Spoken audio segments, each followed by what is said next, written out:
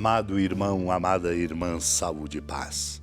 Ao proclamar a palavra santa de Deus aqui congregados, abramos o coração, a exemplo da amada Mãe Maria que aqui nos reúne, e possamos também nutrir no coração e dar a mesma resposta que Pedro hoje dá no Evangelho.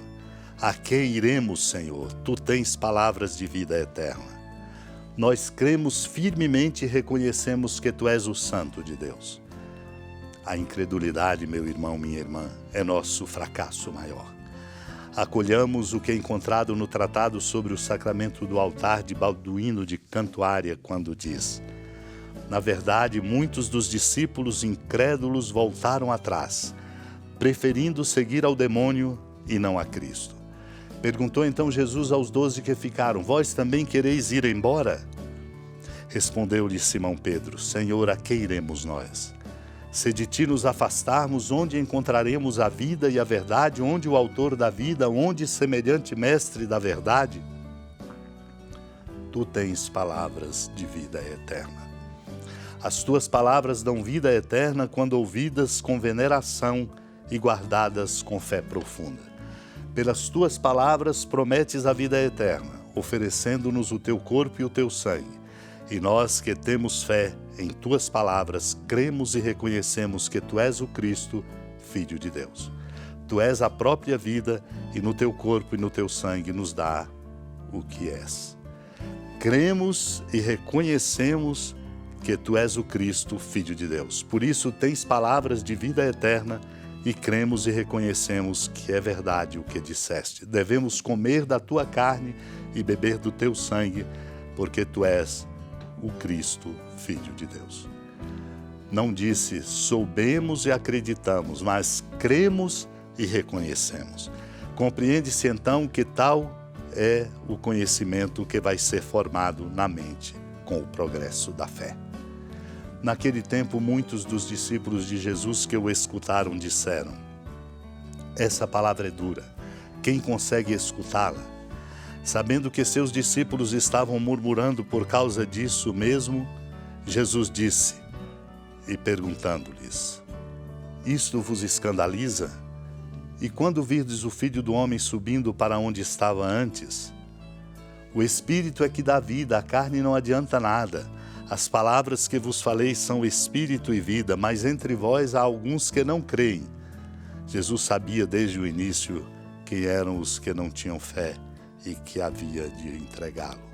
E acrescentou: é por isso que vos disse, ninguém pode vir a mim a não ser que lhe seja concedido pelo Pai.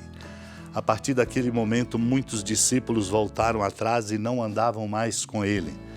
Então Jesus disse aos 12, vós também vos quereis ir embora? Simão Pedro respondeu: a quem iremos, Senhor? Tu tens palavras de vida eterna. Nós cremos firmemente e reconhecemos que tu és o Santo de Deus. Amados e amadas de Deus, muitos discípulos ao escutar, esse é um desafio no qual precisamos nos incluir para verificar. Muitos discípulos ao escutarem Jesus disseram: esta palavra é dura, quem consegue escutá-la? A dureza da palavra do Senhor era exatamente porque o Senhor dizia que era o pão da vida e dava a sua carne a comer e derramava o seu sangue para nos redimir, exatamente mostrando que o seu seguimento se faz na experiência bonita da oferta da própria vida. Por isso essa palavra era dura. E Jesus sabia que seus discípulos estavam murmurando exatamente por causa disso. E lhes pergunta: isso vos escandaliza? E quando virdes o Filho do Homem subindo para onde estava antes? O Espírito é que dá vida, a carne não adianta nada. As palavras que vos falei são Espírito e vida, mas entre vós há alguns que não creem. Portanto, crer de verdade significa viver a experiência de oferecer a própria vida para o bem de todos. Porque Jesus sabia desde o início quais eram aqueles que não tinham fé e que haviam de entregá-lo. Portanto, a falta de fé, a falta de generosidade faz com que nos coloquemos na contramão do Senhor. É por isso que eu vos disse, lembra o Senhor, ninguém pode vir a mim a não ser que lhe seja concedido pelo Pai. Portanto, é a graça de Deus que realiza em nós a beleza deste mistério de sermos bons, generosos e de amarmos de verdade. Quando o Senhor explicou tudo isso, muitos voltaram atrás e foram embora. Então Jesus desafia os 12 perguntando-lhes: vós também vos quereis ir embora? Foi então quando Pedro disse essa palavra que nós queremos agora com ele responder e proclamar: a quem iremos, Senhor? Tu tens palavras de vida eterna. Nós cremos firmemente e reconhecemos que Tu és o Santo de Deus.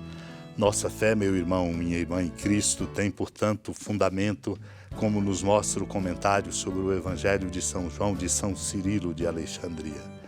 Eu morro por todos, diz o Senhor, a fim de que por mim todos tenham vida. Eu morro para resgatar todos pela minha carne. A morte morrerá em minha morte, e juntamente comigo a natureza humana que caíra ressuscitará. Para tanto tornei-me, diz o Senhor, semelhante a vós, um homem autêntico da descendência de Abraão, a fim de ser semelhante a meus irmãos.